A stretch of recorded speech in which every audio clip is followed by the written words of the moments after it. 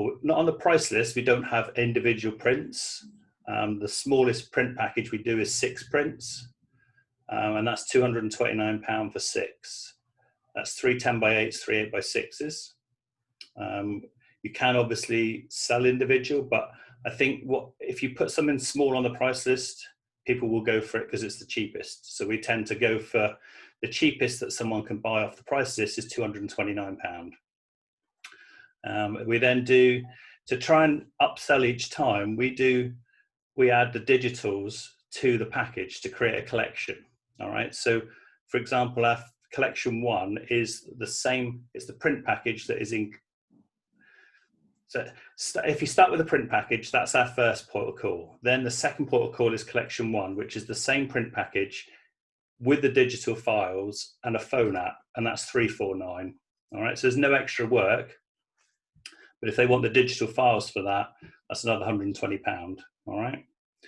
Collection 2 is £449, and that's 15 digitals and the same print package and the same phone app. So all we're adding to that is 9 extra images for £100. Okay, Peter, got you.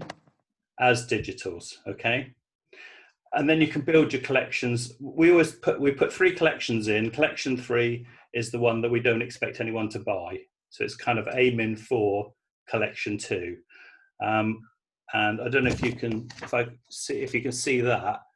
That's highlighted there as the bestseller. So it's kind of drawing people's eye to the second collection as being the bestseller. It's kind of telling people that's what everyone else buys. So it's kind of encouraging someone who's not sure what to go for. It's almost saying, this is what everyone else buys, so I need to buy it. So that's kind of how we structure our prices. So on our price list on this side is the collections and the print packages. And then this side is wall products, canvases, frames, acrylics. And then at the bottom is digitals only as color and black and white. And we price the digitals at the set. So if you buy digitals only, you can get 10 digitals at the same price that we can get collection 1, which is 6 digitals and the print package. Does that make sense? Yeah. And the idea of that is if someone comes up with 7 images that they want or 8 images that they want, they've got a choice. They can't do it on price. They're not going to choose because of price, because it's the same price for collection 1 as the digitals. So it's either going to be you want 6 digitals with prints or you want 10 digitals, and it's going to be the same price. Does that make sense? So it's kind of, it's someone's not going to go, oh, let's just get rid of a few more so I can bring the price down. Because actually, if you've got 8 images on screen that you want all 8, it's going to gain you nothing getting rid of 2, because it's still going to be the same price as if you have 10, if that makes sense. Yeah, got that. Okay, one thing I will throw in here before I go to Carl and Peter, Sharon, is that to come up with the pricing, you've got to know what you want out of every session. So you've already got to have a figure in your mind as to what you want to earn from the time of that session and so on.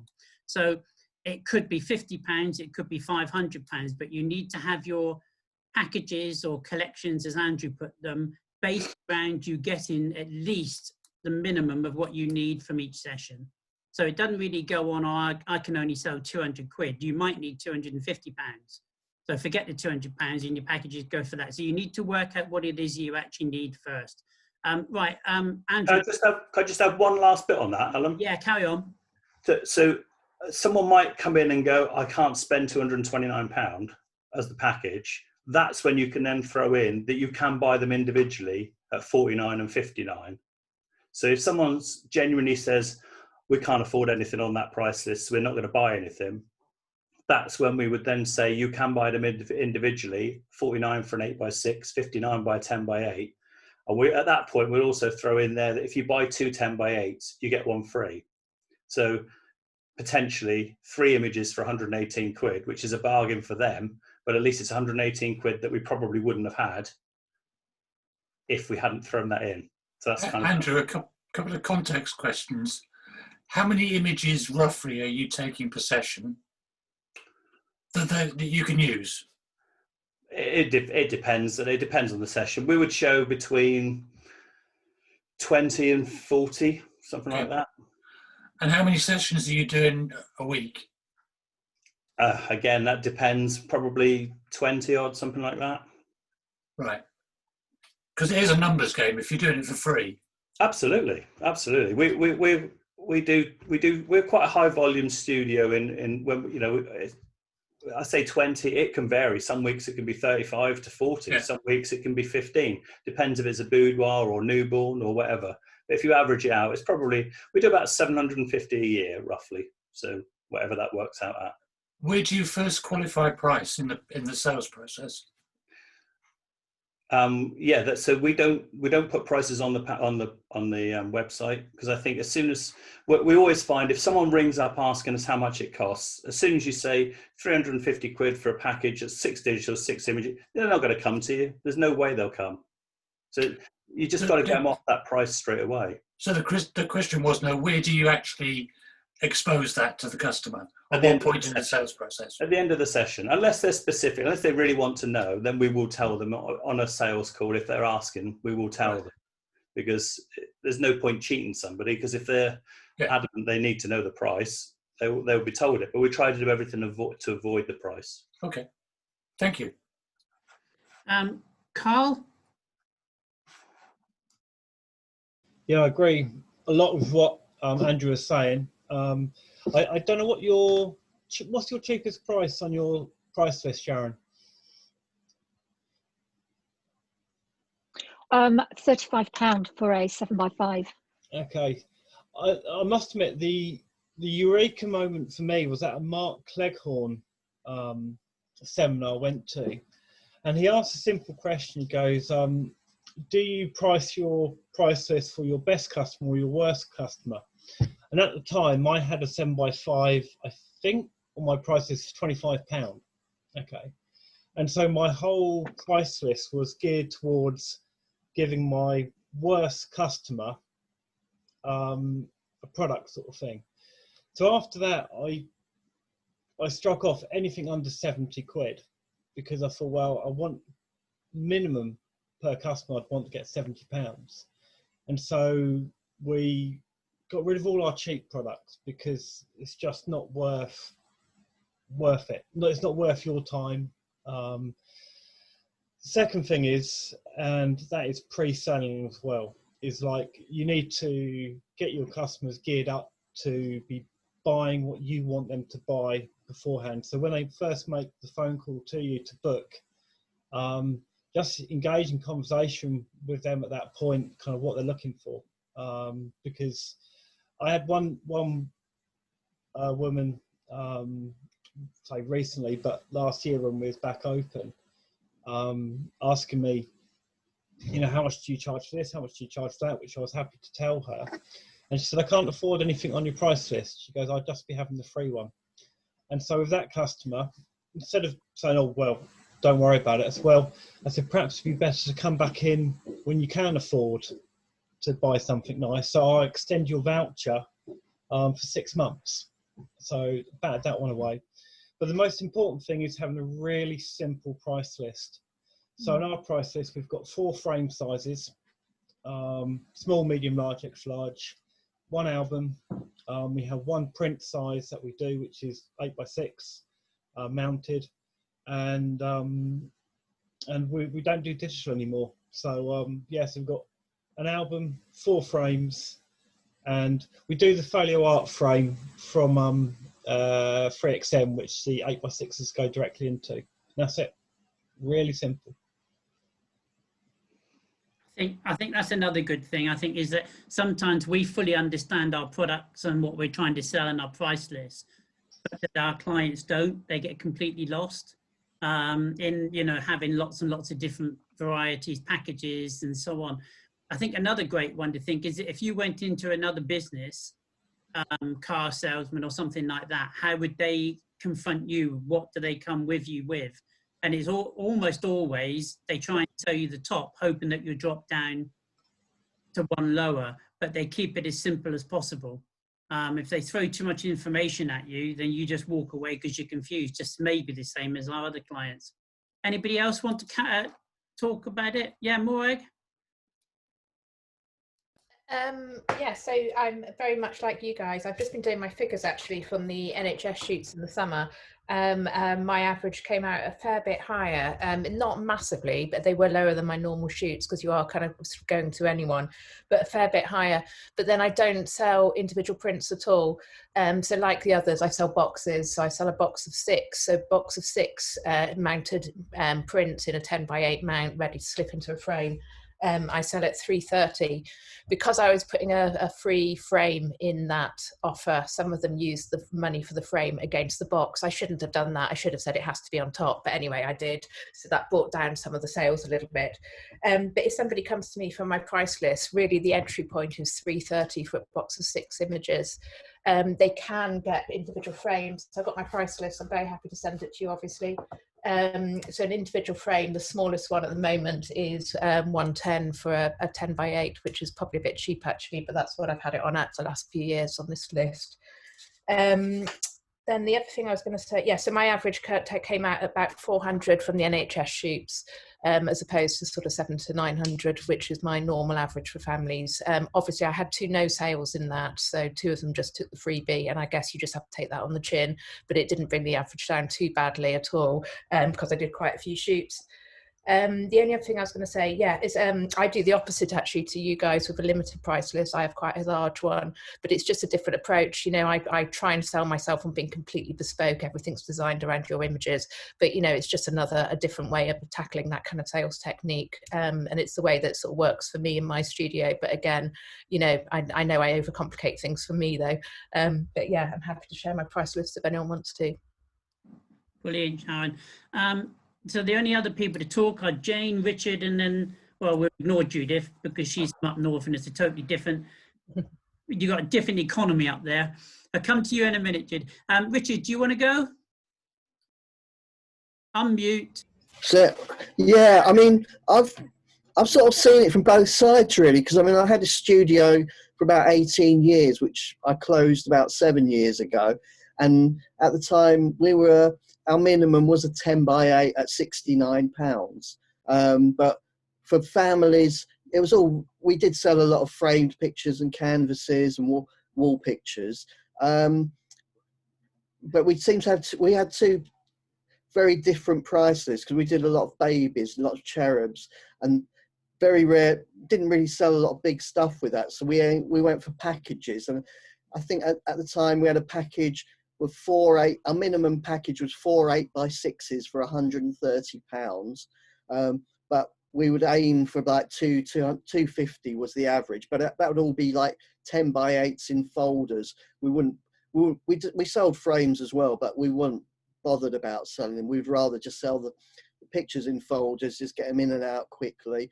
At that time, digital wasn't really a big thing, but we sold a few digital. Now I'm sort of in the position where I work from home. My studio's my converted garage, so I've got no rent or staff cost or anything like that. The mortgage is paid off, so that's fine. But I dropped my prices quite a bit. I mean, for families, I think minimum would be, my minimum is 45 for a 10x8. Again, I sell a lot of packages. I haven't really pushed frames. I mean, I sell quite a few, but I've really got 3. I've got 3 different types of frames: a plain black one, a plain wood one, and a gold one, which nobody seems to want anymore. So I might just drop that. I'm trying to keep it like to 3 sizes. I've got a big, huge 40-inch up on display, which is like the one that is just there as the maximum one if somebody wants to go for it, but I haven't sold one yet. Sell a lot of 24 inches and a lot of 2016s, but I've really simplified it. I mean, I don't do a lot of families now. A lot of it is babies and kids, so those I'm sort of doing packages, cheap packages, 8 digitals for 185, or 8 8x6s for I think it's about the same sort of price. I sort of feel I've gone down market a bit and dropped my prices, but without my costs, I think I'm a lot more profitable, if that makes sense. And that's what it comes out to at the end of the day, isn't it? To be honest, Richard. Jane? Yeah.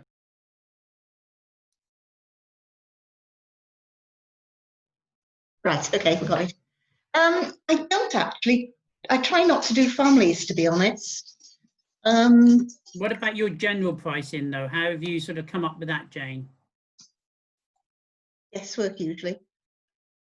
But yeah, I went back to the idea of what I needed for the shoot, what I wanted to offer, and then sort of little things around to work out pricing. I tend to do a lot of the end photo gift boxes. And what I find is if people don't want to pay the money for a box, they'll very often pay the money for 2 or 3 mounted prints from within the box. And that's the way I get round it if people are a no spend. Yeah, so I think we'll go to Judith in a minute, but I think the overriding thing here is that people are basically putting price lists together, Sharon, selling what they want to sell at the price they want to sell it, and starting with that rather than allowing the person to come in and think they're coming in to buy something for 40, 50, 60. As Carl and Andrew and Morag have said, they've got a price that they want them to have, and that's the price that they start them off at. If they really can't afford that, as Andrew said, then you've got other things in you that you can bring out, but you don't want to bring those out to start off with. Judith, Jane. Sorry, can I just ask Jane, if you're pushing the end photo boxes, which is my comfort zone, that's what I'm used to selling. Yeah. For boudoir, what are you selling them at for? For well, you don't do families, do you? So no, I try and avoid families. So what are you selling them out for? I meant to look at my prices because it's such a long time since I've opened up Cotton. But the medium-sized end photo box, I'd sell it around 350 or 400. Can't remember the size, but it's not the 7x5 one. It's not the 12x16. It's somewhere in the middle. 8x6 or something, Jane? Yeah, somewhere around that. And that's the one with 5 in, isn't it? Okay. Judith? I went through my price list extensively last year with Alan and Les. On a free shoot, I normally charge £45 with a 10x8 print. I was selling single 6x4s and I was selling single 8x6s, and what we done was we wiped the singles out. So I now only do a single 10x8 at £45, which is what I would normally have gotten if I had been doing a paid shoot. On the free sessions, I give either a 7x5 or an 8x6 print. They pay a £25 booking fee, and if they see, and this is Les and Alan's tactic, if they see they've just coming in for the free print, then I ask them if I can upgrade them to the 10x8 for the £25 booking fee that they've paid. So then I'm not losing that £25 booking fee. Price-wise, it always, I think, depends on the area that you live. I mean, I would love to be able to get £330 and £350 for a family shoot, but in the area where I am, that's very rare. And buys your house up where you are, doesn't it? Yeah. Since changing my prices last year, I've gone the other way, and I'm now selling more digital packages than what I am prints. We came up with, I was doing 5 6x4s for £95. I'm now doing 4 for the price of 3. So 4 is £105. So I've reduced it by a print, but I'm actually getting a tenner more. I do the same for the 8x6s. You get 4 for the price of 3, which is 120. 10x8, 4 for the price of 3, which is 135. I then do a package which is 145, which is a 10x8, 2 8x6, and 4 6x4. Right, okay. And that's the package that I want them to buy. They're buying that at 145 quid. And that's the package that I want them to buy, because if I sell 3 of them a day, I've hit my daily target. I can't remember what my digitals were. I think they were was it 150 for 5? £50 each or 150 for 5. It was 195 for 10, and I think 250 for 15, but I can't remember off the top of my head what they were. I might be slightly out on there. There might be more than that. But again, it's something that in the past I never used to tell them how much the digital images were. It was on the price list for them to see. Now when I go through my prices with them, I'll tell them how much the digitals are, and 9 times out of 10 they'll just say, "Oh, we'll have the digitals." Which to me, if I can get £295 for a digital package, and if I can do that three times in a day, I've got 2 days takens. So I think somebody said it before, you need to work out what the minimum is that you need. I think there's only one print now that I've got set below the minimum spend that I need, and that's the 10 by 8.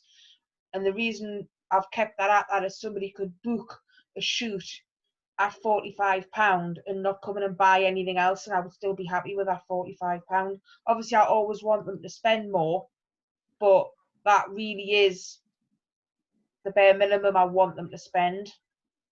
And again, I can send you a copy of my price list if you want a copy of it. Yeah, that would be really handy. Really, Okay. thank you. I think we'll go around the circle again in a minute, Sharon, now that everybody's listened to everybody else and so on. But again, the reoccurring... Peter. Yeah. Have you listened to me already? Yes. I only asked some questions. Ah, okay, sorry. I thought that's all you were... I do apologise, Peter. That's all right. I'd lost you in amongst all the flowers there. Yes, Everybody's in dull and you're bright. Carry on, Peter. I have to say, the volumes I do are much less than you guys. And because, like Richard, I don't have a studio. We don't have a Richard now either. Because I don't have a studio, it's much harder to do volumes. So my experience has been, when I've had family shoots, I've done them for free to get them in. They haven't bought very much. There's a few that have maybe spent £300 for a frame print, but they came to me looking for that. Ones that I found through Facebook don't really produce anything. I'm struggling to try and figure out how to do that. And I found with my equine shoots, the fact that I was charging £80 for the shoot, over the 7 shoots I did in a 6-week period, I did about an average of £500 for each of them. Some of them only did maybe £300 average over the top of them. But some were buying books, some were buying big frames, and some were only getting the bare minimum. But I felt more comfortable about doing that on the basis that at least I was getting paid £80 for that hour shoot. And I would try and shoot probably 60 to 70 images, which means, and a variety, which means if you're going to produce a book, it's much easier. The books I was getting from N-Photo, which are not expensive, and my rabbit out of the hat was that the 8x8 light book that they do, which is the really 800 grams quality paper. So it's really thick, good photographic paper. It costs you £21. Really good value for money. And if you stick a box on it, it costs you £25. And I was selling those for £110. I probably should have sold them for more, but people were picking those up as well. So I think it's really hard, Sharon. I've been on the Montclair. I used to be part of the Extreme, as Jane and Carl were, and Richard. And I understand the Mark Cleghorn view of having 3 or 4 prices. You price one of them really good value because that's the one you're pitching them to. So either you're a secondary or third, and the other ones are there just as padding. And I find it really difficult putting those packages together once I've priced my product individually, because it then screws up my profit when I try to put it together. And the only way I've managed to give more value without screwing that up is to add some digital images. So if you give some digital images in that package, more digital images, and the package you want to push, that gives you more value, but it costs you nothing. That's my, and I'm less experienced than the rest of you, but that's my view so Not in life, Peter. far. Not in life. I'm one step closer to the vaccine now. Are you? Yeah. I didn't realise you were 87. So Sharon, without going over things and that sort of thing, I think it again is, you know what you need or would want from every session that comes through the door. The word that came out when we were talking about this at the first lockdown was commitment. And if you're offering a free session, that's fine, but you need commitment from those people to come in. So hence, that's why we, and advise Judith, and I know lots of other people do it, they charge a session price. And that session price, we then knock off of whatever else that they're going to purchase, so that you are going to get at least that and more. And if you make sure that the session price is way below something that your first price is, then they've got to jump up to something quite a lot. So I'm not picking on Andrew or anything, but I'm going back to what Andrew said. If he's started off with his prices at, I think it was 229, Andrew, I think so. So, you know, if you've got a 229 price that you're kicking off with and you charge a £40 session price, then they're only paying 180 quid to get to it. So they've already committed to something. So I think that's a big one. Plus, if they happen to go away with just the free print, you never ever give that session price back. Never. You sell them something, upgrade a picture or something else. But what it does do is it weans out the people that weren't going to spend, because they won't want to spend just your session price to get a free print.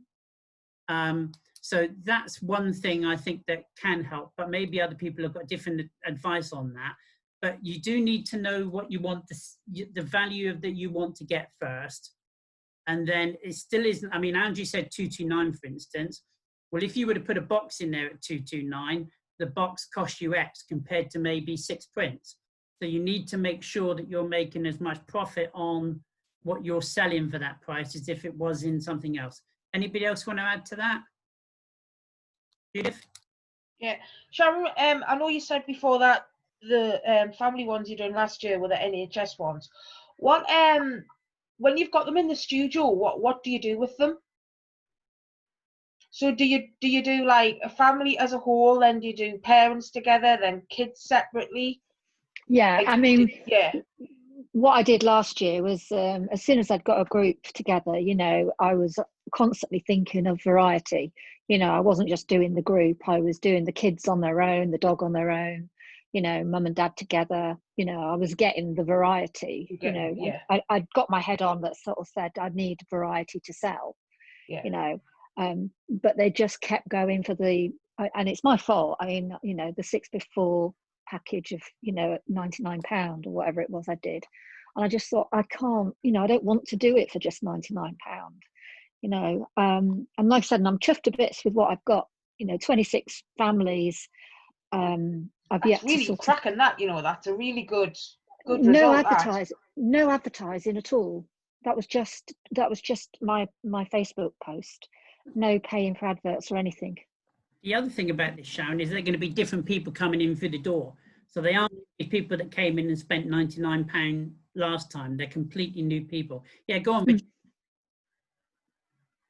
I was going to ask you, Sharon, what are you actually offering this teachers thing? What is the deal for them Just that they get? Just a thank you for working through lockdown, a free session, including an 8x6 print. Right. Okay. So the standard offer. Yeah, that's fine. It's now how you package it afterwards, isn't it? It's what you sort of give them and that sort of thing. I mean, my advice would be definitely when you come to book them in, you ask them for a session price, so a commitment up front, especially with all of the problems we've all got with dealing with opening businesses and studios and things like that. So I don't think that you would harm yourself in any way. And plus, they are then expecting to spend. They've already spent with you in the session price. And so therefore, like I think a few of the other guys have already said, they're already thinking. I love Carl's idea of actually thinking of your top price client rather than your bottom price client. I think that's a very clever way of thinking, because I think too many of us think the other way of, oh, I don't know who could afford X, so I'll start with low X rather than top X. So, you know, you've got a completely clean slate here, Sharon, with these people coming in, that you don't have to have a separate price list. I don't know whether I agree with that. I know some people do, other people don't. It's what you want to do. But I do think that you need to keep in mind your prices, because if one of your women was to have come in for a boudoir or vice versa, your prices need to be similar to a certain degree so that you haven't got this two structured businesses running. Anybody else got anything to say on that? Yeah, go on, Andrew. Hey, one thing I would say on the deposits, I presume does everyone take deposits on free shoots? Does anyone not take a deposit on a free shoot? No one. So we break the mold on that one then, because we don't take deposits on the free shoots. We work on there's going to be a couple of no-shows potentially, but I think it depends how busy your diary is. Yeah. If you need people in the studio. Hang on, Richard. If you need people in the studio, to me, that's worth not taking a deposit. If you've got 26 people sitting there from this promotion, if you need 26 people in the studio, don't take a deposit. Yeah. Because if you ask for a deposit, you might only get half those people come through the door, I think. If that's the case, you might get 13 sales if half the people turn up. If you take a deposit, there's no guarantee that those people will spend when they come through the door. They might, but they might not. In which case, you might lose half the people from a deposit. By not claiming it, maybe 20 might book, 22, 23 might book, of which you might get more sales. From our experience, we only charge deposits on a boudoir session, which is a 3-hour session, and we're not going to waste 3-hour sessions on that. But our family ones, we do, nearly all our sessions are giveaways or a voucher sale with one image included. So obviously where they've bought the session, then technically that is a deposit. But we give a lot of vouchers away to schools, a lot of vouchers away everywhere else, and we don't ask for a deposit on them. And our no-show rate is really low, even though we don't ask for a deposit. It's less than 5% no-shows. So that's just the other side of the coin with the deposit. I just thought I'd mention it. Yeah, no, I think you got to, Andrew, because you know that's what Sharon wants. She wants advice from different people, so that she can actually work out what's best for her and going forward. Yeah, I think if you're doing, say, 1 shoot a day, or 2 or 3 shoots a week, you need to make sure those people get there. In which case, a deposit, I can definitely see why people do it. If your volumes are quite high, you can afford to lose 1 person a week from a no-show, for example. So I think it is a little bit horses for courses. It's how your business is set up, I think, anyway. What demographic do you have, Andrew, in your area? Everything. The studio's in we're just outside the city centre of Norwich. We're on a main road, but it's really not a good area. So, you know, but we do get people come from so far away. We get people travelling over an hour to come to us. So we get every demographic. Okay. When I hear people say, "What's your ideal client?" We have no ideal client. Everyone's an ideal client. I agree. I don't know what an ideal client is. You can price Nor do I. want, but yeah, I totally. One that spends. Yeah, true. Richard? I was just going to say, my experience about deposits is very opposite to Andrew's. I mean, I sort of got back into studio portrait probably about 3-4 years ago, and I ran quite a few promotions, doing free sittings. And first of all, I started off with no deposits, and I was getting about 50% no shows. This was despite calling them the day before and, you know, emailing them. and out of those 50% that showed up, I'd probably lose another 20% or so who wouldn't come back for the viewing. And out of the ones that did come back, I'd probably get about a third of those who didn't buy anything, and I was really disillusioned. So I put in a simple £15 deposit, and all of a sudden 95% showed up. 95% of them spent money as well. Some of them a lot, some of them not a lot. But completely changed my view on it. The deposit, I wouldn't dream of doing it without a deposit now, even if it's only 15 quid, because that rules out people who have actually got no intention of spending anything or can't spend anything. And I wouldn't say my numbers dropped that much either. I don't think I took less. I booked a lot than I had before. But I mean, having a day when you had like 6 sessions booked in and 5 of them don't turn up, I mean, it's so demoralising. Yeah, I will agree with Andrew though, because when I used to do seven sessions a day, we did everything with no session price, because we could afford for the odd 1 or 2 to not drop out because of the way the advertising was done. Since going back, and obviously with my health now only doing 3 a day, we want to make sure that those 3 a day turn up. So therefore, Sharon, that's where taking the session price comes in. Morag, you were going to say something? Yeah, I was just going back to the NHS shoots, because that's the first time I've done a kind of giveaway type thing for quite a while. It was just picking up on something that one of you was saying, I can't remember who said it now, but about the spends. I mean, when I look at my figures, 'cause I've just finished it now completely, so my average for all of them was 3,767, but I had very, very good spends that came through my normal clients. So I, like you, put it on my Facebook, I put it on my website, I sent out a newsletter to about 1,000 people, and those are the ones that spent the best because they love you anyway, you know, your normal clients. The Facebook clients were all the lower ones, so with the balance, the Facebook advertising ones. So because you're doing this directly through your Facebook and so on, you're going to get an awful lot more people that know you. So of these, you would expect a higher average anyway. You know, if I'd had just the average of my normal clients, it would have been way higher, obviously. Yeah, I mean, I must admit, I've already got repeats, you know, people that I haven't seen for years. Sort of saying, oh, they've sort of said, oh, you did some shoots for me 5 years ago and I'd like some reshoots. I'm like, oh, hello, nice to see you again. But you kind of guarantee a better spend, won't you, with those clients? Carl. They love you. Right, Carl.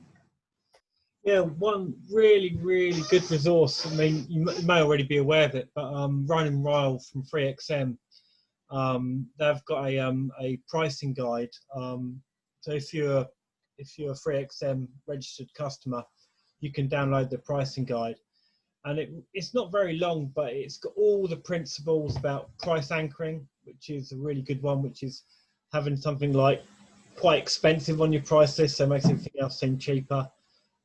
That works well. The power of 9, where we should have our prices ending in 9, because there's research which proves that people still get fooled by it.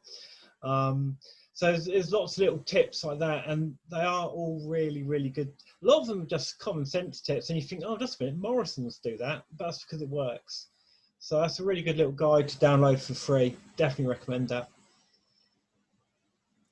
I think what's coming out here is, did you redo your prices last year, Sharon, in the first lockdown, or did you sort of just go with what you had and leave it at that? No, I copied most of yours and Judith's. No, that's fine. No, it's absolutely fine. Because it doesn't matter what you do or who you do it for, and to a certain degree, I never look at if somebody says they're getting X for something and somebody else somewhere else says they're getting XX, because like Judith said, it depends where you live, what you do, the products that you're selling, etc., etc. Those of us that have got a studio, and Carl's now one, have got rent and various different things to pay, so therefore our prices tend to be more than those that are working at home, because they don't need to cover those costs, etc. So there's all these other things brought into the reason why some people have got prices at X price, but you need to know what you want from a session, or what you need per day, what you need per week, etc., etc. One of the very first workshops we did was with Simon from 3XM. It's on the YouTube channel, and it talks about budgeting and finances and things like that. And it's going back to simple, but if you need 50,000 a year, then you need to divide that 50,000 obviously into weeks, which is approximately £1,000 a week. How many sessions do you want to do? And that gives you the price that you want. But that isn't the profit price, that's the turnover price. So, you know, I know you're working from home, so it's a slightly different situation. You know, you're not paying rent and various different things and so on. So therefore you can work out what it is that you want to do, because I think, as the guys have said, and you probably come up with this initially, you don't want to go doing sessions if you're only getting 100 quid for it. It's not worth it in your time, you know, when you take everything into account of what it takes. So therefore, I think, like Andrew was saying, and I think like Carl was saying, is so you'd rather not have a client that's going to spend £100 because it's probably going to cost you, well, we say 50 odd pounds by the time you take out the products and your time. So you're not actually making hardly any money. So therefore, if you have your prices set at something that people might not pay, but those that will pay it is worth you doing it. That would be my advice. And I'm not going to come up with figures because everybody's got different ideas of figures. Go on, did I see somebody put their hand up just now? I know Peter keeps picking his ears. I don't know if that's actually, I think he's on a bargain auction channel, and he keeps going, yeah, I'll have that. Yeah, I'll have that. Anybody else want to add to this?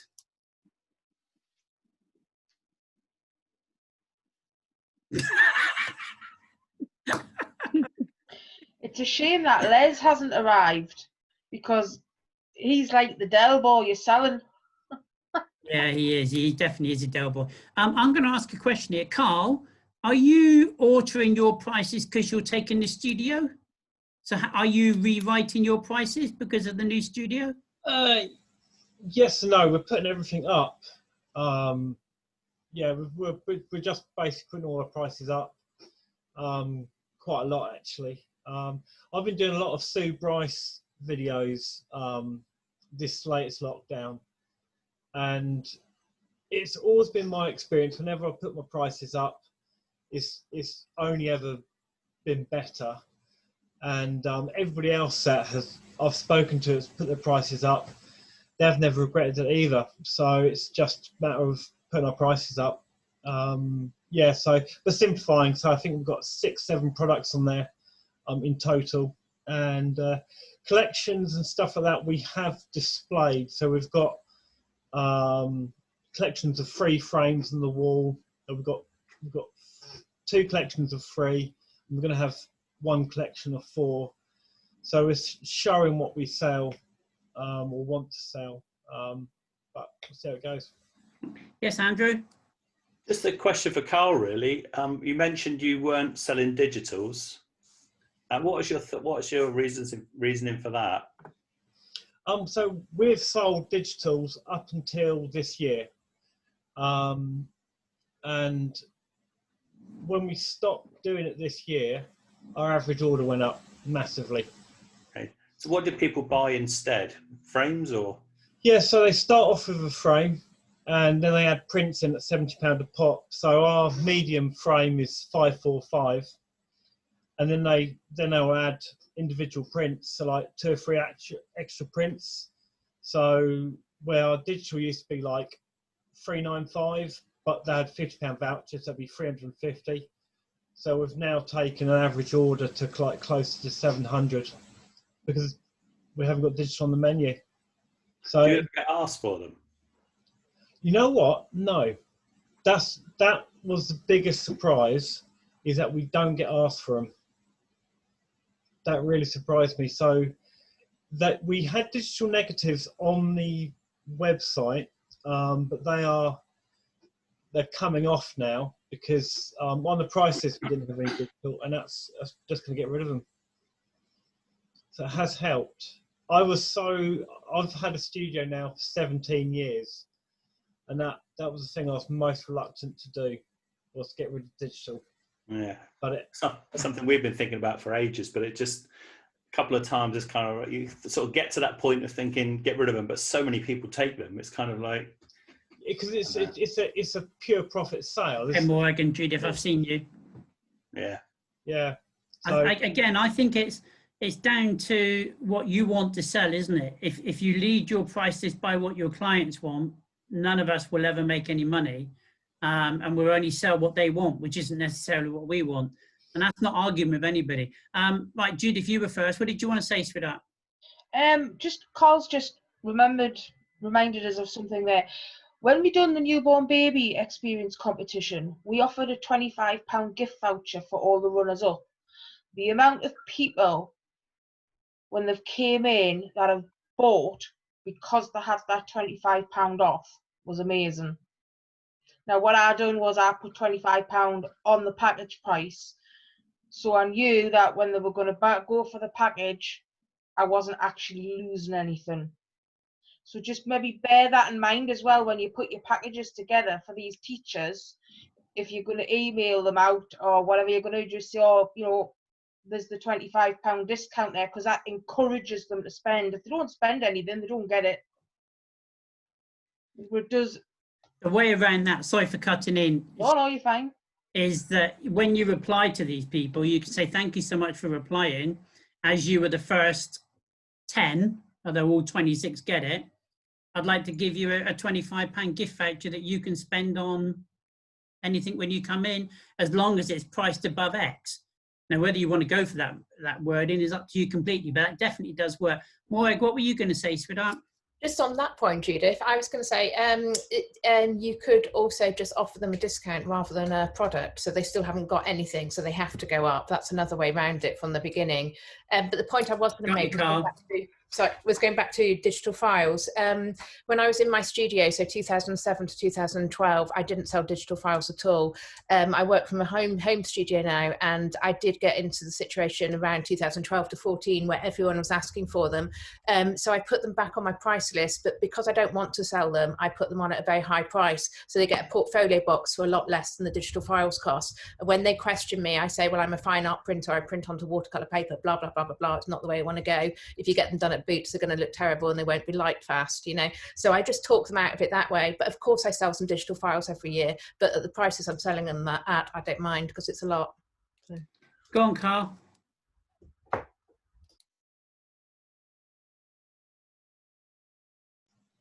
I keep remembering what I want to say, then I forget. So I wrote it down this time. I had a bit of a brain crash. I got a pad here, the same. Yeah. So the first thing was that and I credit this to Sue Bryce, and none of these are my own ideas.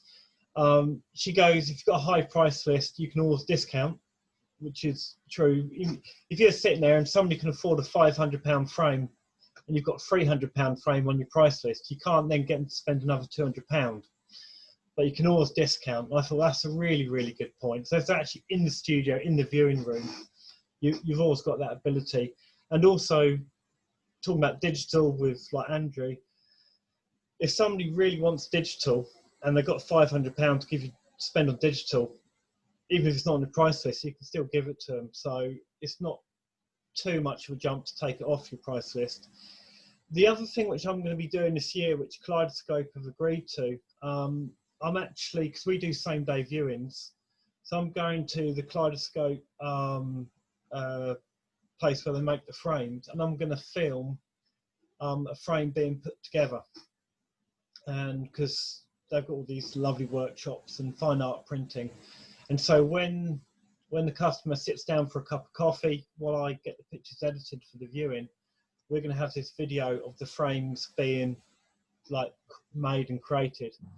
And the actual frame in the video is going to be actually on the wall. And so it's all about gearing them up to buy something which we want to sell. Educating them. Actually, that's a very good point there, because that hasn't been brought up today, but that's another one. When do you do your viewings? Do you do them immediately afterwards, or do you do them, they come back? I mean, I won't go for online viewings because we're discounting that, because we assume we're going to go back to some normality in May or June or July or August or September, whenever we can get out of this one. But do you do your viewing straight away, Sharon? No, because again, I don't tend to do many families. So the NHS was more or less during lockdown.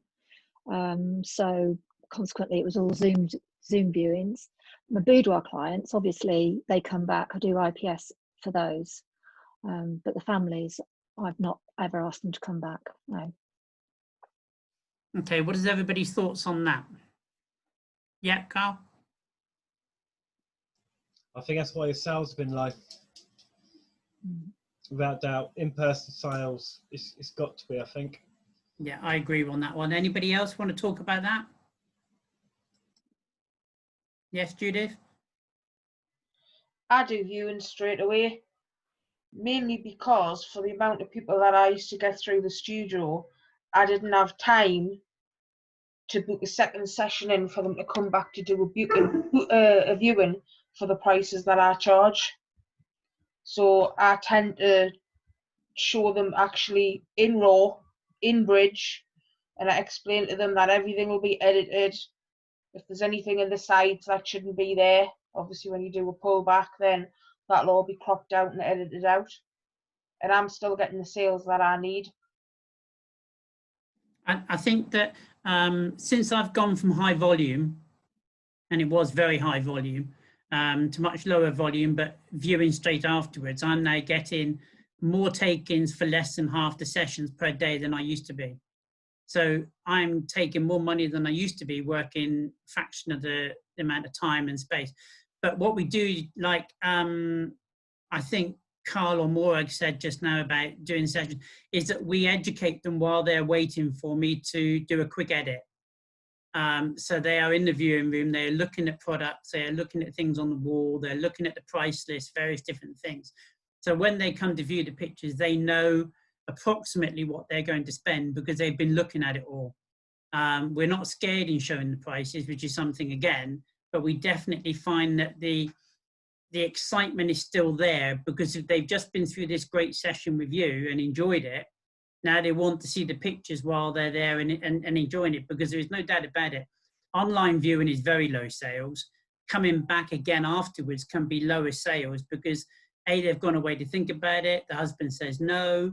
The husband maybe doesn't even come in, whatever the case happens to be. But I'm sure everybody's got their own views on that. But personally, I know that by doing the viewing straight afterwards, and we use Pro Select, which we find is a great way of being able to sell, but that's because we want to sell their frame pictures with their templates because it's bespoke. Morag was talking about that, and I know Carl does and so on. So we want to show them things that they can't buy down the road, they can't have done anywhere else. And I think that's something else that maybe needs to be thinking about. Does anybody else want to come in on when to do viewings and when it works for them? Andrew, when do you do viewings? Do you do them at the same time? No, never have done, to be honest. I get both sides of the coin on this one because I totally see where you're coming from. You've got the excitement. There's no excuse for both people not to come back and view because they're already there. Yeah. I totally get that. But the other side of the coin, to me, is kind of if you can create a slideshow for someone on Pro Select in 15 minutes whilst they've sat there, is there a value there? I get it.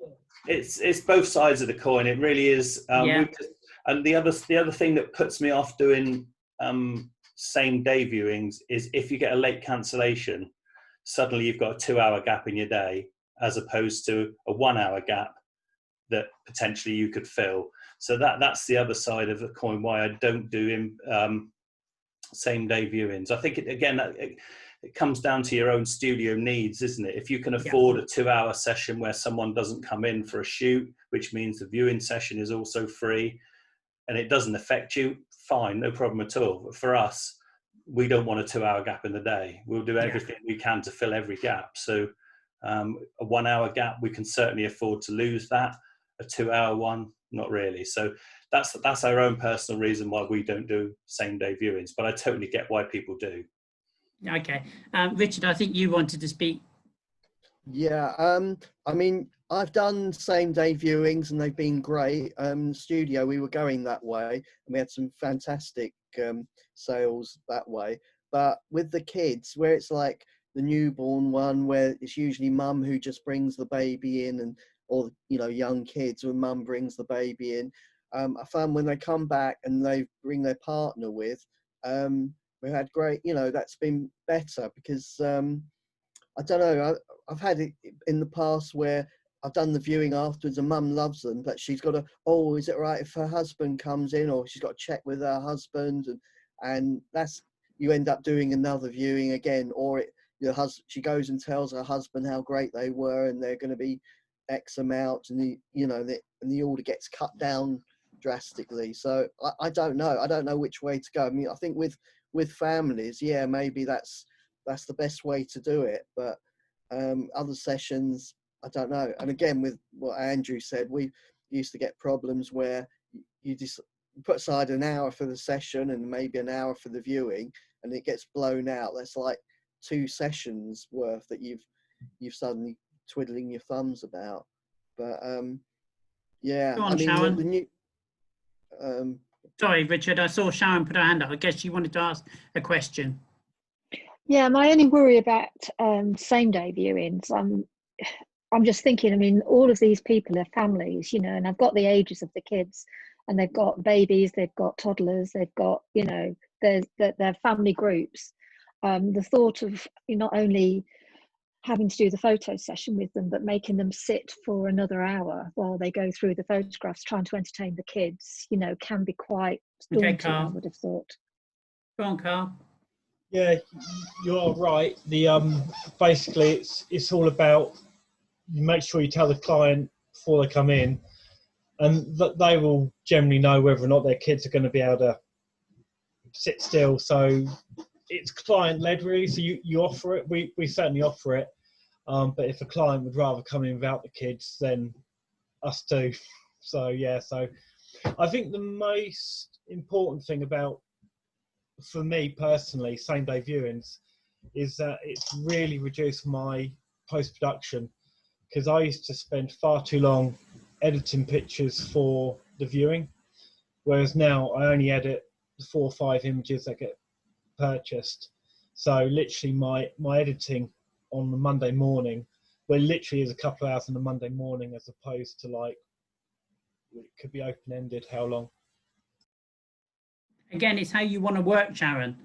Coming out of this is that, if you want 4 sessions every day, like Andrew and I used to be, or Andrew still is and I used to be, then obviously you can't work on that way. If you're only doing 2 sessions a day, then you could work that way. And, your boudoir obviously is a totally different thing. But if you did a family in the morning and a boudoir in the afternoon, then you could easily do the viewing of the family. But I think, like Carl said just a second ago, if you inform the client that you're going to be doing the viewing afterwards, their choice is whether they want to stay for it or not.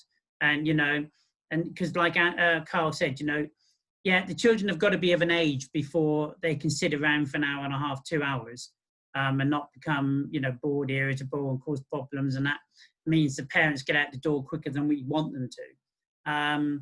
But I think that at the same time, you're hopefully going to do something here for these families that is going to be a record for them that you want to go on the wall, or at the least go in a box, something for them to have. And I think getting back to what a lot of people said at the beginning of the very first lockdown is that family values have come back hugely, and that people are thinking much more about wanting to record their family as a memory and maybe have it on the wall.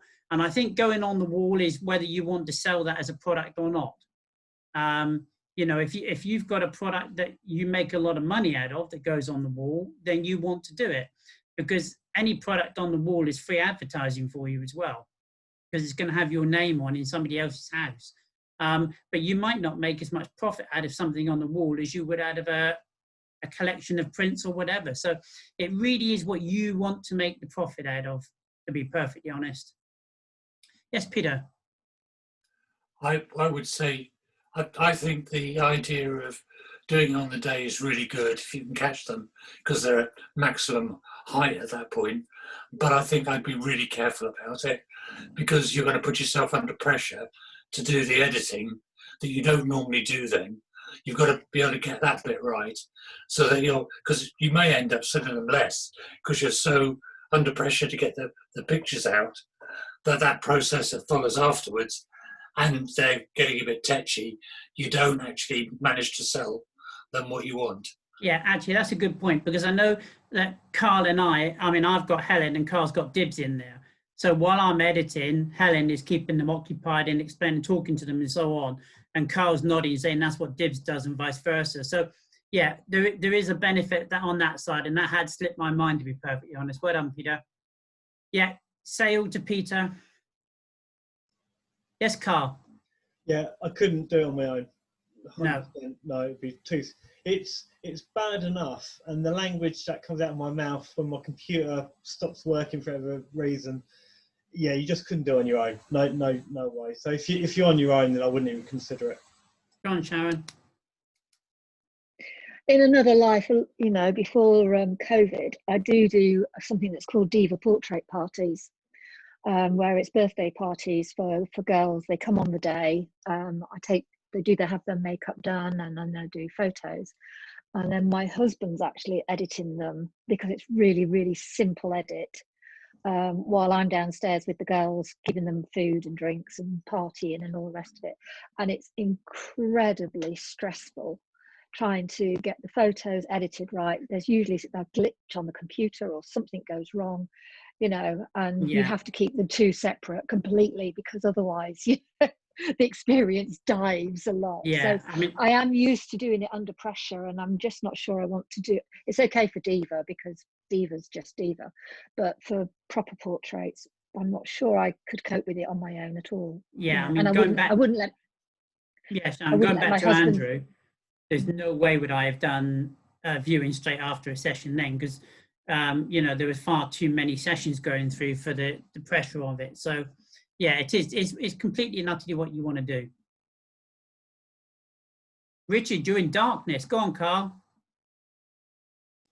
Just a question for Andrew. Do you do all the shoots and all the viewings? Because 20 a week, that's like 40 hours just shooting and viewing, isn't it? Yeah, it is. Yeah. Yes, I do. Yeah. You do? Wow. Okay. Although we've just taken our son-in-law on as well now, so we're going to ramp it up even more now. So it's going to be, we've now got two people, so we're going to be sort of doubling up at times once we're able to get going again. So yeah, I think it's a big difference. We're aiming at 10 to 15 sessions a month, so we're doing a bad week for you. You're doing it, yeah. So we're doing, yeah. You said 20 a week. Our average is about 750 in a year. So yeah, it's about 20 odd a week, something like that. Yeah, so we're 20 a month would be a really good month. So yeah. I mean, basically, every hour we're open, we're hoping to fill a slot, every slot. So that's how we operate. But then on top of that, you see, Carl, comes a totally different type of marketing. Absolutely. You know, Andrew's talked about his different things, and I can't remember whether you were involved in the last meeting we had on here when Andrew talked about his wheel. He's just done a spin the wheel promotion, which did very, very well for him, but it means he's got to be on top of promotions constantly to make sure that these people are coming in and filling these slots. So it's really different. Go on, Andrew.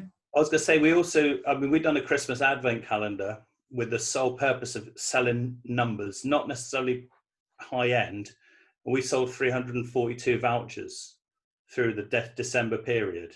And, you know, some of them were like sessions for £1 or whatever. It was just getting the vouchers out there. So that's, you know, I would happily walk down the street and give people vouchers. It's just horses for courses, isn't it? And for us, it's bums on seats. However we can get them, we'll get them.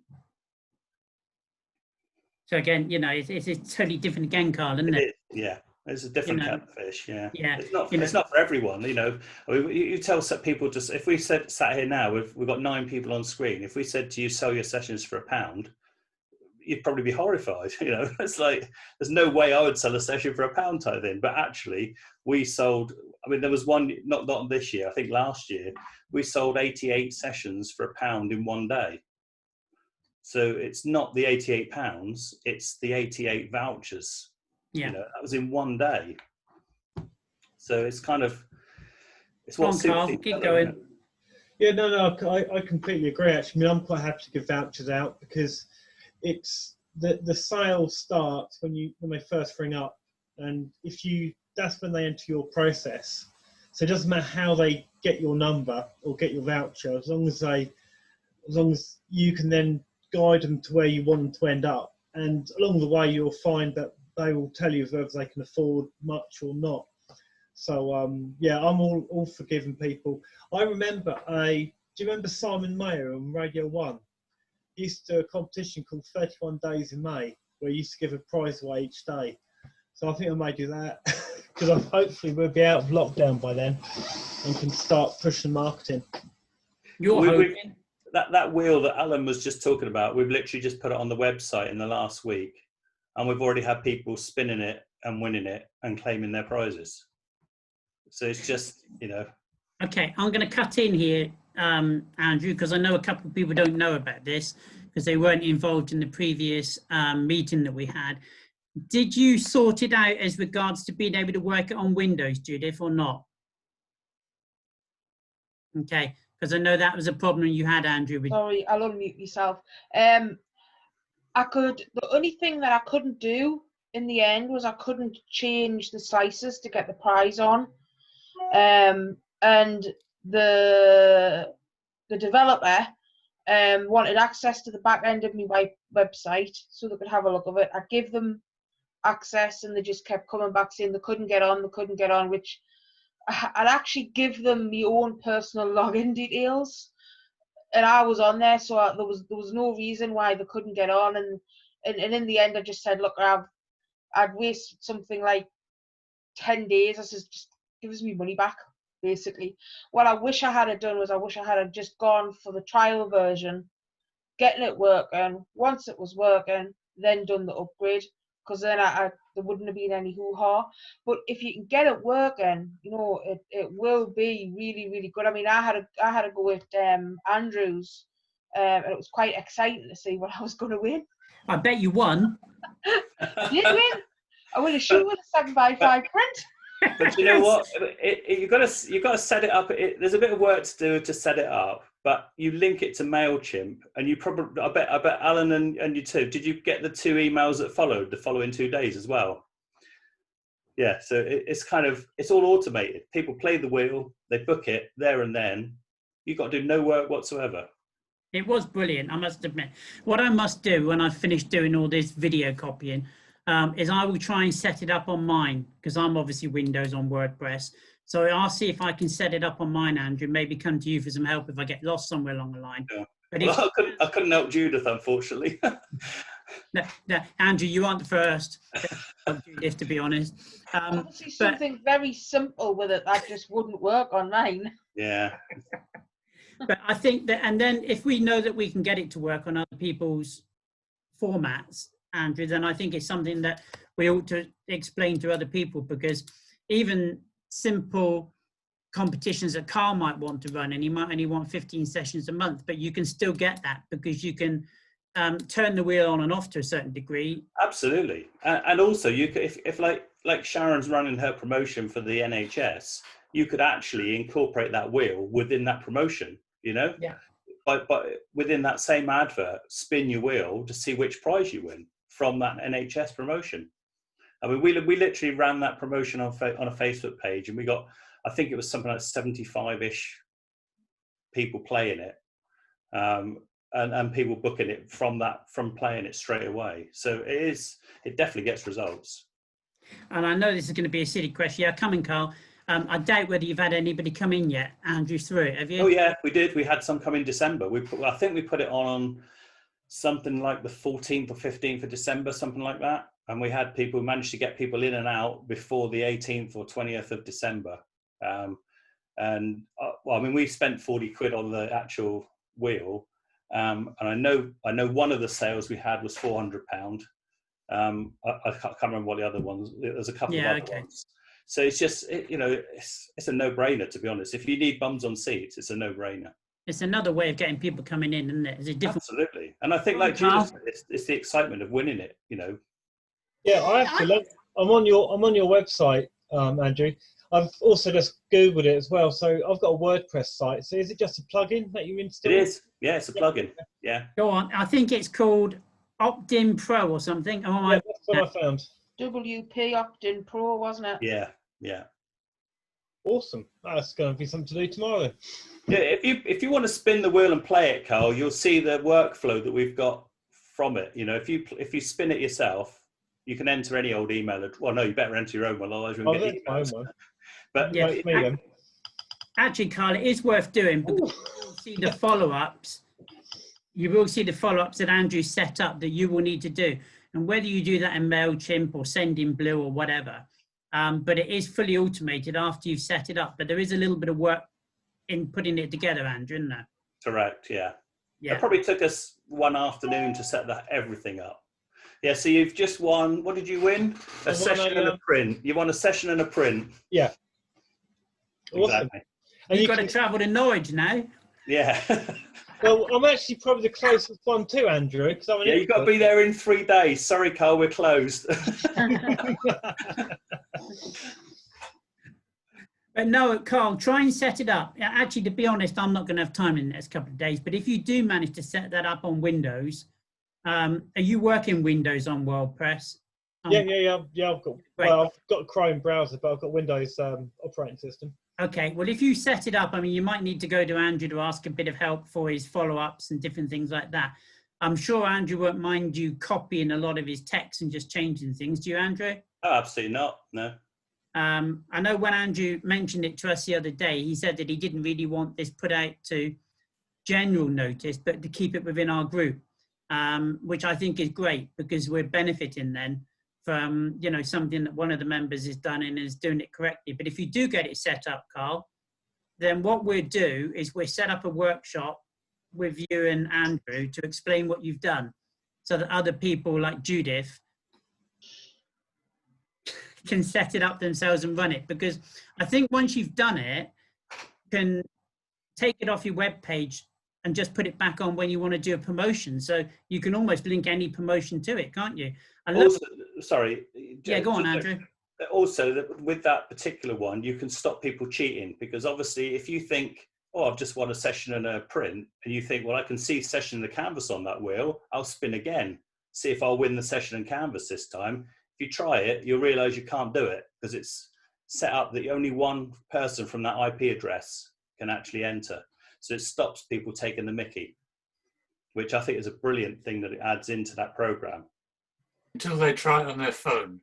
Doesn't matter. It's the same IP address. So you can try it, but no one has yet managed to trick us yet. You could actually set it for how many spins each person could have per day as well. Yeah. So you could actually see a maximum of 2 spins. Can I ask you, do this with a qualifying, like, do they have to qualify? Do they have to buy something to get, say, the 5 digitals? No. So on the website, we've got 2 wheels that you can, because we had a free prize draw once a month. That's what it was. So they had to fill in their details. Then you had to leave it a few days because it looks a bit obvious if someone fills in your free draw and then the following day they've surprisingly won their prize. And I just thought it was a bit fake. Do you know what I mean? So putting the wheel on means they can instantly spin it and instantly book it. So you spin the wheel, you've won a prize, and here's your link to book it. So we get a lot of people spinning it, and within 5 minutes, we then get another email to say they've actually booked the session as well. So as opposed to it being, we have to contact them and say, hey, you've won your prize, they can see they've won the prize, they can book it there and then, which Brilliant. It just cuts out so much work. And also you've got them in that excitement, that particular moment, they know they've won it. And you can set your prizes. So the biggest prize we've got on there is a session and a canvas. Only one person in 100 can win that prize. I mean, you could set it that no one wins it if you want, but I just think that's a little bit immoral that, you know, you're putting on a prize that no one's actually can win. I just don't think that's right. So, but also you don't want 20 people winning a session and a canvas. Yeah. I've just looked up your website. Do you mind if I do it? If I put my details absolutely in? fine. So we've got one on the boudoir and one on the family. Thank Oh, you. Carl, I hope you won the prize for the session and the 5x7 on the boudoir. I really hope you've done the boudoir. I think I did a maternity one. Oh yeah, we've got a maternity one as well. Yeah, so we've got 3 different ones. So what's this? What's it? This is a plugin. It's a Okay. plug-in, yeah. Andrew, I knew this was going to happen if I brought this up. I apologise. Do you want to Sorry. share? Do you want to share the screen a minute and just show a couple of the people that haven't seen this before what it actually is, and if they're interested, do a workshop on this in the next couple of weeks when we set it up. So Morag's just won.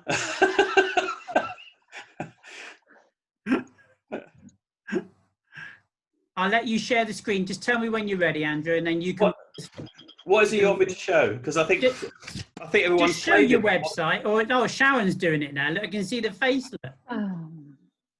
Oh, sorry, Sharon. I do apologise. Session and a print. Session and a print. Oh, don't bother sharing your screen, Andrew. You're getting all these people winning these prizes, and they're not going to travel to Norwich for you. No, exactly. So you'll also get the follow-up emails in a little while as well. So I don't know if there's any point setting up a workshop, to be honest, Alan. Everyone's played it now. Well, I was actually meaning this for them to set it up. Yeah, no, I'm happy to help anyone. That's fine. But it's well worth doing, I think. I mean, you could put parameters on it. You know, you could say, you know, you've got to pay 30 quid to spin the wheel or something. Money goes to charity, and then put a little Google, you know, like a little link in there to pay for someone to spin. Great it. idea. You know, there's so many options. You know, especially if you're doing something for the NHS. You know, you could do something like a little PayPal button where £5 to spin the wheel. The £5 goes to the NHS. Spin the wheel, see what prize you win. Just a thought. Yeah, and I mean, we've got the pages set up. So if people do want to do that type of thing, then just ask a question and I'll post the links up for those pages again, that you can just put a link straight through to pay the £5, etc., whatever you want to do. We know that worked really well last time because, you know, the public want to be seen to be donating to the NHS. I don't know if it's quite the same this time round, to be honest. It doesn't seem quite so pushed this time about helping the NHS for some reason. But I mean, you know, it can be any other charity if you wanted to do a charity-based promotion. I just thought the wheel was a fantastic way, like Andrew said, of getting excitement from the clients. So Carl's there busily looking at it. Morag's busy looking at it. Sharon's busy looking at it. I've installed the plugin. I think it's brilliant. I think it's really, really good. Very clever. What's the name of the plugin again? WP Opt-in Pro. And can you use it with other sites, or does it need to be WordPress? I think it's just a WordPress plugin. Okay, there's probably something similar, isn't there, and other things? Probably, yeah. Oh, 40 quid. You've got one customer you've paid for, haven't you? To be honest, I wish we hadn't paid the 40 quid. I'd have gone for the lifetime one. I really would recommend buying, if you get it working on your site, don't go for the 1 year for 40 quid. I think it's about 115 quid in it for lifetime. Yeah, 119. Yeah, I would definitely go for that. I wish So can you set it up free and then... You can set it up free, have a trial, which is what we done. We tested it first, see what we liked on it. We made a few mistakes with the first one. I think with the wheel, we didn't separate them enough. So, but the second one, we done one at Christmas, and then we've got the ones on the website now. So, but you can put your own prizes in, and it's the flexibility of it is brilliant, I think. Yeah, I agree. I totally agree. There you go, Sharon and Carl. Brilliant. Love that. Sharon's I think it's great. I think it's... Sorry? I'm seeing Sharon's excited. You can see by her face. I love a gadget.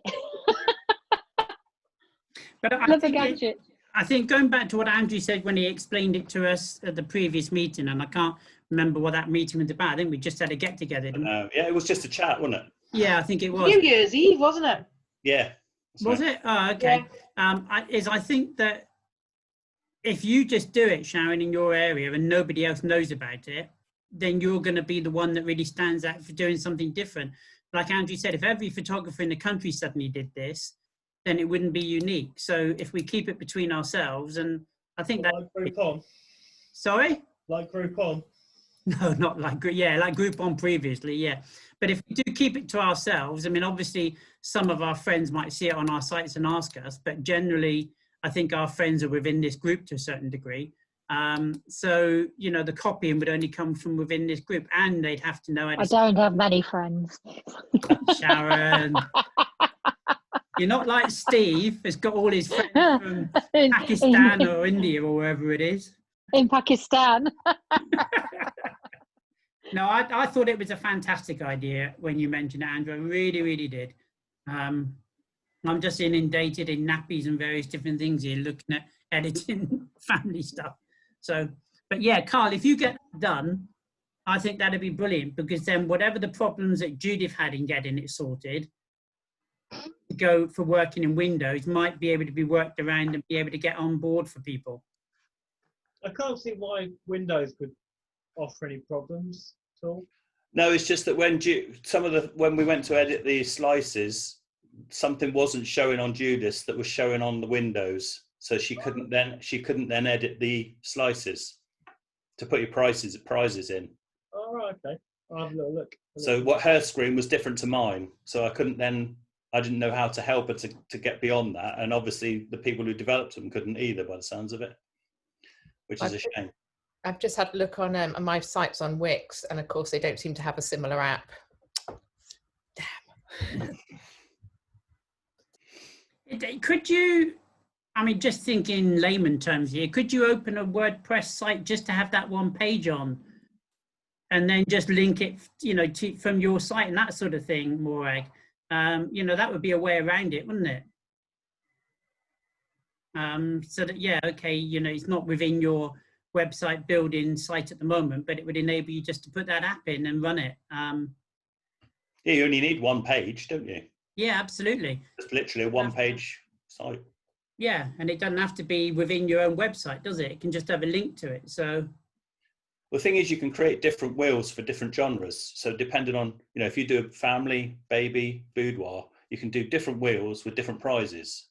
So it's kind of, you know, 3 different pages, 3 different wheels. Away you go from the one price. There you go, Peter.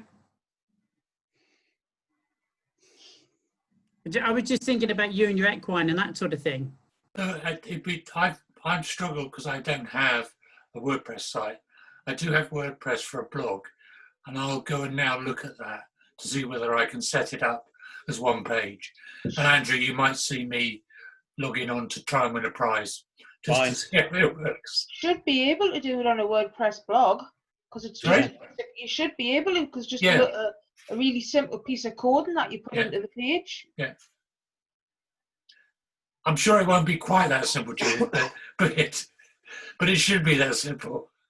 No, but in saying that, and I'm speaking out of hand here, but there are a couple of people that are going to do it, Peter, that you can talk to them, and I'm sure they do, you know, in setting up either just adding it to your blog or setting up one page or something. So, you know, I'm sure that everybody, if they do want to do it, can actually do it. I can't find it. What? Optim Pro. WP Optim Pro.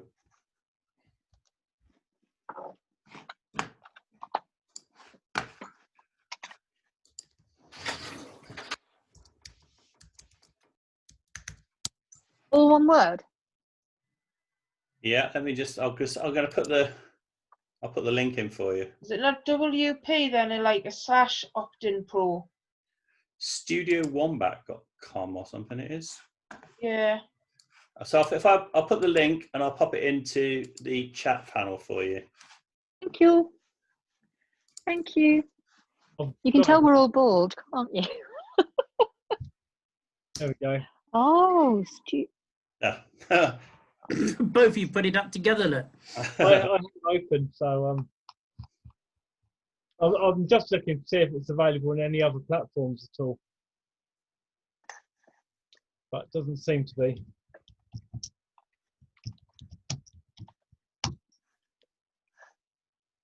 Ah, I'm going to wait till you've done yours, Alan, to see how to link it with Sending Blue.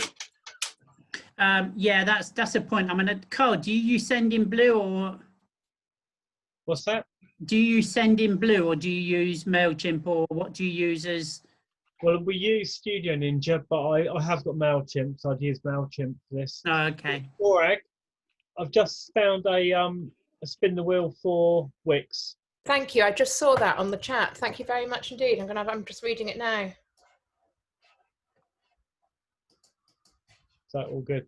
Right, I've got to go to the post office before it shuts at 5:30. So good seeing you all. And you, Carl. We'll have another meeting again soon. Ideas. No problem. We shall see you soon, hopefully. Can I Yeah, just go on, Sharon. can I just say thank you? Can I just say thank you so much, everyone, for taking time out to help me, because I really was in a mess yesterday. So I appreciate it enormously. It helps us all, Sharon. Anytime, Sharon. Bless you. Sharon, Bless don't ever you. get, Thank you. don't ever get in a mess, darling. Don't ever get stewed up and feel you're on your own and that type of thing. Just just contact one of us or put it on the site or something like that. It's no issue to have these quick meetings where we can all have a bit of a laugh and that sort of thing as well. But there'll be other things one day that you'll be able to help somebody else with. So Hope so.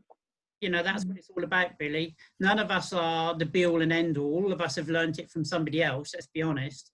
I think Carl said, none of us come up with all the ideas ourselves. It's listening to other people and making it work for us. So it's just, and then send that information on, really. So, yeah. Can I just say before people leave, I know people were saying about ads and advertising. I put all my Facebook ads for my boudoir business down to a very low amount, but kept the money over Christmas. So although I'm not getting loads of leads, they're incredibly cheap at the moment. So I don't think it's the right time necessarily to stop advertising. I think it's worth doing it now because the leads, certainly I'm paying an awful lot less than normal. So is that because Donald Trump can't advertise anymore? Yeah, he's shut up, so there's a bit of space left. It's more bandwidth. Yeah.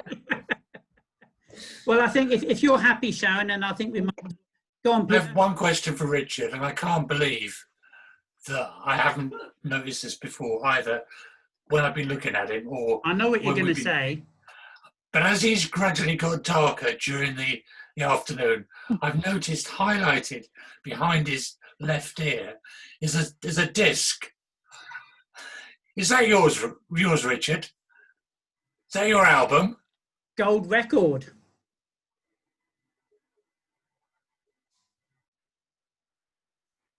You're on mute, Richard.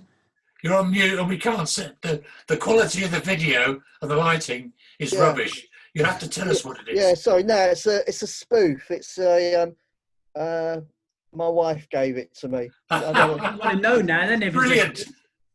For Christmas. Well, before Christmas, yeah, but it does actually look realistic from. It does. I thought you'd been on top of the pops. Under the music, on top of the music stand. Very professional. Yeah. Well, next time I'm on, I'm going to have a whole row of them going across. I have recorded this. Does anybody want me to put it up on the YouTube site or not? It's up to you guys. Yeah, go on. Yeah, because okay, that's fine. Yeah. The links no bother. would be useful. Sorry, Jane? The links would be useful. Okay, have you taken that link now? I can't, because if I take anything on the laptop, everything else vanishes, so I lose you all. Okay. Morag, have you got Jane's email address? Morag, you're on mute.